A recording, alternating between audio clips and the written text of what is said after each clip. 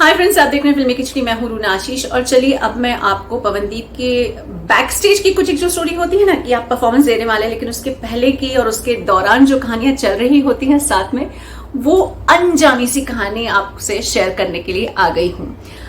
Friends, आपने जितने भी लोगों ने हिंदी साहित्य पढ़ा होगा, मैंने पढ़ा है, मुझे बड़ा अच्छा लगता है। उसमें एक वर्ड होता है दैट इज कॉल्ड प्रत्युत्पन्नमति, यानी कि जब आपके ऊपर कभी कोई ऐसी सिचुएशन आ जाए जो कि बड़ी भयानक हो, ऐसे में अपना दिमाग लड़ाएं और दिमाग लड़ाते लड़ाते उस परेशानी से ऐसे बाहर निकले जैसे कभी कुछ हुआ ही नहीं। ये वर्ड ना मैं आपको सिखा रही हूँ ना समझा रही हूँ, लेकिन इस वर्ड का इस्तेमाल जो है वो आपके पवनदीप राजन साहब ने किया है। कब किया है? रण ऑफ कच्छ में जब उनका परफॉर्मेंस होने वाला था तब किया है। अब हुआ ये कि ये लोगों को फ्लाइट मिली और प्लेन जो है वो राजकोट तक ले जाने वाला था। राजकोट से जो फ्लाइट से उतर के उसके बाद कुछ 4 या 5 घंटे का सफर होता है रण ऑफ कच्छ पहुंचने के लिए। अब ये लोग अपने फ्लाइट से निकल भी गए, प्लेन से निकल भी गए और राजकोट भी पहुंच गए नियत समय के हिसाब से, लेकिन फॉग बहुत ज्यादा था। यानी कि यहाँ पर जो मदर नेचर है वो थोड़ी सी गुस्से में आ गई थी। She was not in very good mood. तो इतना फॉग था कि प्लेन नीचे उतारना अथॉरिटीज ने अलाउ नहीं किया। आधे घंटे वो लोग आसमान में घूमते रहे। फिर अथॉरिटीज के डिसीजन के हिसाब से दे केम बैक टू मुंबई। अब मुंबई से फिर से जैसी सिचुएशन थोड़ी सी ठीक हुई, वो वापस राजकोट पहुंचे और जो मतलब पहुंचना था कुछ घंटों पहले वो लोग पहुंचे 11:30 के आसपास। तो 11:30 के आसपास ये लोग जब उस राजकोट जगह पर पहुंच गए वहां से फ्लाइट से, अब आगे का जो रास्ता था 4 या 5 घंटे का सड़क से तय करना था और 11:30 से जो निकले हैं तो चलिए 4 या 5 घंटे भी मानकर चलिए, तब भी इनको 4:30-5 तक पहुंच जाना चाहिए था। उसके बाद टेक्निकल रिहर्सल्स तो होती ही है या फिर साउंड चेक तो होता ही है और शो था 6 बजे का। अब समय की सीमा और समय का घोटाला देखिए, ये लोग समय पर पहुंच नहीं पाए इसलिए क्योंकि बीच में रास्ते में ट्रैफिक बहुत ज्यादा मिल गया। फॉग की वजह से बहुत धीरे धीरे चल रहा था ट्रैफिक भी। तो ये लोग फाइनली जो 6 का शो था उसमें 6:30 बजे पहुंचे हैं, यानी ऑलरेडी आधा घंटा लेट।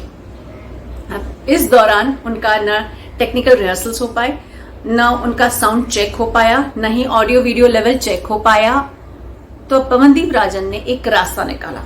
उन्होंने ड्यूरिंग रोड जर्नी उन्होंने फोन पर जो टेक्निकल इंजीनियर या साउंड इंजीनियर वहां पर रण ऑफ कच्छ के थे उनसे फोन पर बातचीत की, फोन पर अपना ऑडियो चेक करवाया और फिर वहां पर मैनेज करके पहुंचे। और तय ये हुआ कि चूंकि हम ऑलरेडी लेट हैं इसलिए हम ड्रेस बिल्कुल चेंज नहीं करने वाले, नो मेकअप, हम जैसे वैसा का वैसा गाएंगे।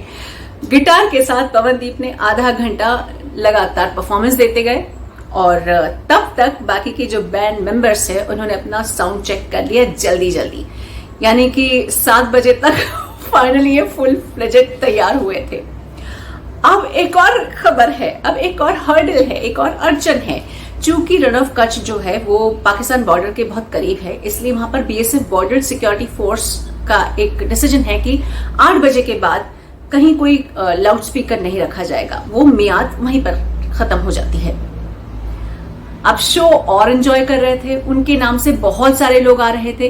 अब इस बीच आयोजकों ने जाकर बॉर्डर सिक्योरिटी फोर्स वालों से रिक्वेस्ट किया कि शो बहुत अच्छा जा रहा है, लोग बहुत दीवाने हो रहे हैं, क्या कोई मदद मिल सकती है। तब स्पेशल परमिशन मिली बीएसएफ की तरफ से कि वो आधा घंटा और उनका परफॉर्मेंस हो सकता है और फिर ये जो 8 बजे शो खत्म होना था ऑफिशियली वो 8:30 तक खिंचा।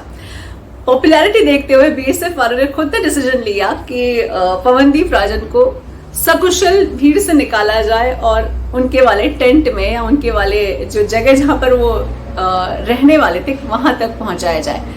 और ऐसी भीड़ आयोजकों ने भी नहीं देखी थी। है ना अमेजिंग स्टोरी?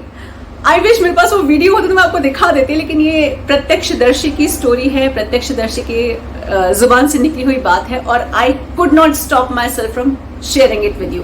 अब आप बताइए ये पूरी कहानी आपको कैसी लगी, लिख कर बताइए। जय हिंद।